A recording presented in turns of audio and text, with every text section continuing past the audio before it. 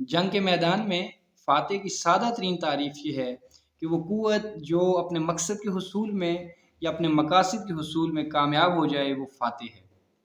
مفتوح کی سادہ ترین تعریف یہ ہوگی کہ جو قوم اپنے حقوق کے تحفظ میں اور اپنے خطے کے تحفظ میں ناکام ہو جائے اور فاتح اس پہ قابض ہو جائے تو اسے مفتوح کہیں گے۔ اگر فاتح کسی قوم پہ قابض نہیں ہوتا لیکن وہ قوم اپنے حقوق اور اپنے خطے کے دفاع میں ناکام ہو جاتی ہے تو اسے ہم شکست خوردہ قوم کہیں گے۔ تاریخ کس کی طرف ہوتی ہے، انسانی ہمدردیاں کس کی طرف ہوتی ہیں، اخلاقی طور پہ انسان کس قوم کے ساتھ کھڑا ہوتا ہے؟ ظاہری سی بات ہے، جو پہلے حملہ نہیں کرتی، جو ایسے حالات پیدا نہیں کرتی کہ اس پہ حملہ کیا جائے، یعنی جس پر جنگ مسلط کی جاتی ہے، اخلاقی طور پہ دنیا اس کی طرف ہوتی ہے اور تاریخ بھی اسی کی حمایت میں ہوتی ہے۔ شکست کے بھی درجات ہیں۔ ایک درجہ یہ ہے کہ آپ اتنے باوقار انداز میں اتنی دلیری اور اتنی حکمت اور اتنی جرت سے لڑیں اور اتنی مزاحمت کا مظاہرہ کریں اور دشمن کی عزائم پہ کاری ضرب لگا دیں تو تاریخ جو ہے وہ آپ کا نام عزت سے لے گی، آپ تاریخ میں ایک باوقار مقام حاصل کر لیں گے۔ بلا شبہ فاتح تو وہی ہوگا جو اپنے مقصد کے حصول میں کامیاب ہوا ہے، لیکن آپ شکست کے باوجود تاریخ میں اعلیٰ مقام پہ آ جائیں گے اگر آپ استقامت کا مظاہرہ کرتے ہیں۔ یعنی فاتح الیگزینڈر سکندر اعظم ہی ہوگا، لیکن پورس اپنے غیر معمولی پن سے، اپنی مزاحمت اور حکمت اور دیدہ دلیری کی باعث جو ہے وہ تاریخ میں اعلیٰ مقام اور عزت دار مقام پالے گا۔ فاتح جو ہے وہ چنگیز خان ہی ہوگا، لیکن خوارزم شاہ بھی اپنی جرت اور بہادری کے مظاہرے سے تاریخ میں اعلیٰ مقام حاصل کر لے گا۔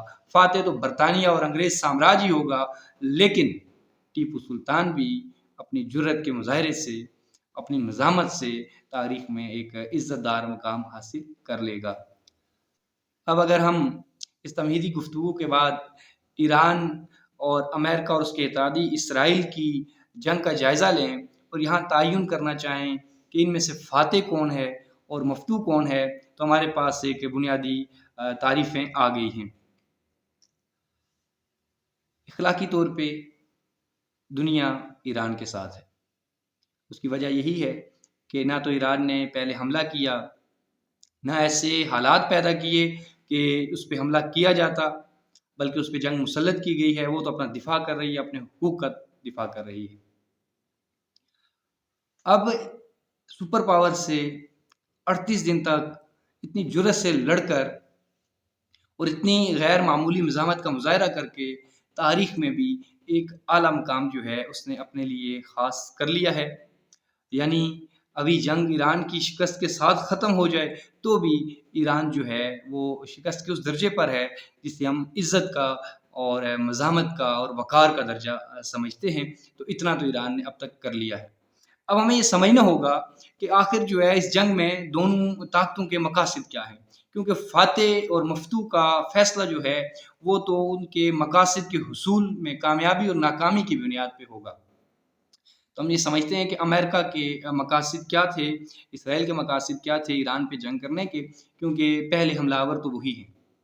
امریکہ کا پہلا مقصد یہ تھا کہ اس خطے میں، اس ملک میں حکومت تبدیل کر دی جائے۔ یہ انقلابی حکومت ہے، یہ مذہبی حکومت ہے، اسے ختم کر دیا جائے، رجیم چینج کیا جائے اور اپنی مرضی کی حکومت بٹھائی جائے تاکہ اس خطے کو اپنے مطابق چلایا جا سکے۔ دوسرا مقصد اس کا یہ تھا کہ اسے 3 حصوں میں تقسیم کر دیا جائے اس ملک کو۔ اور جو ہے تیسرا بڑا مقصد ان کا یہ تھا کہ جو میزائل ٹیکنالوجی ہے اس کو رول بیک کروا دیا جائے، اس میں ایران کو صفر کر دیا جائے۔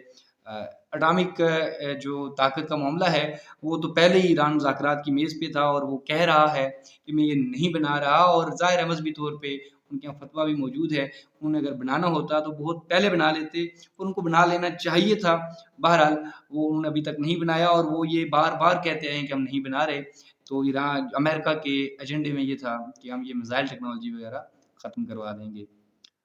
یاد رہے کہ آپ نے ہرمز جو ہے یہ معاملہ جنگ کے مقاصد میں شامل نہیں تھا کہ آپ نے ہرمز کو کھلوانا ہے، کیونکہ جب جنگ شروع ہوئی تو آپ نے ہرمز باندھی نہیں تھی، وہ راستہ کھلا ہوا تھا۔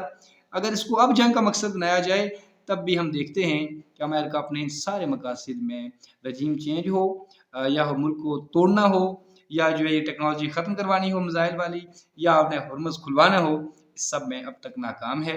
यानी अभी अगर ये जंग ख़त्म हो जाए तो आप ईरान को फ़ातेह कह सकते हैं और इसके इम्कानात भी रोशन नज़र आते हैं।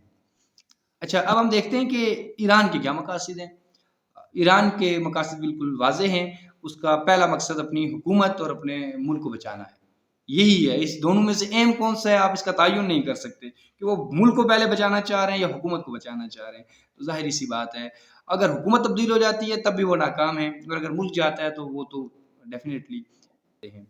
अच्छा, यहाँ एक बात जो समझने वाली है वो ये है कि कुछ अरसा पहले अमेरिका ने इसराइल के साथ मिलकर ईरान पे हमला किया और फिर कुछ कमज़ोर करके वापस चला गया।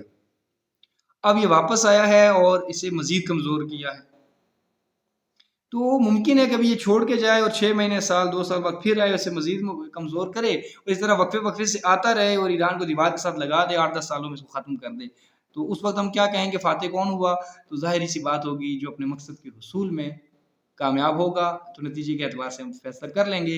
लेकिन इसके इम्कानात जो है वो रोशन नज़र नहीं आते। इस बार जो ईरान ने अमरीकी मफ़ादात को हिट किया है और जिस तरह इस जंग को समझा है और इसमें उतरा है, जिस तरह उसने कामयाबियाँ समेटी हैं, आप ये कह सकते हैं कि लगता नहीं है अभी तक कि आइंदा अगर अमेरिका वापस आता है तो उसे कोई बड़ी कामयाबी हासिल होगी। अब हतमी तौर पे हम नहीं कह सकते कि फ़ातेह कौन है, लेकिन हमने वो तारीफ़ और वो उसूल वज़ा कर लिया है कि जहाँ से हम फ़ातेह का फ़ैसला कर लेंगे। अगर आप ये जानना चाहते हैं कि ईरान के जो खंडरात बन चुके हैं, ये वापस अज़ीम ईरान में तब्दील हो सकेंगे या नहीं, तो इसके लिए आपको हमारी अगली वीडियो का इंतज़ार करना होगा, जिसमें हम आपको ये बताएँगे कि अगर अमेरिका चला जाता है और ईरान को खंडर बना के जाता है, तो कौन से तरीके हैं जिससे ईरान जो है वापस अपने पाँव पे खड़ा हो सकता है या खड़ा नहीं भी हो सकता। कोई सूरत हाल है, इसके लिए आप इंतज़ार कीजिए। अपनी राय जो है वो कमेंट बॉक्स में ज़रूर लिखिएगा। बहुत शुक्रिया।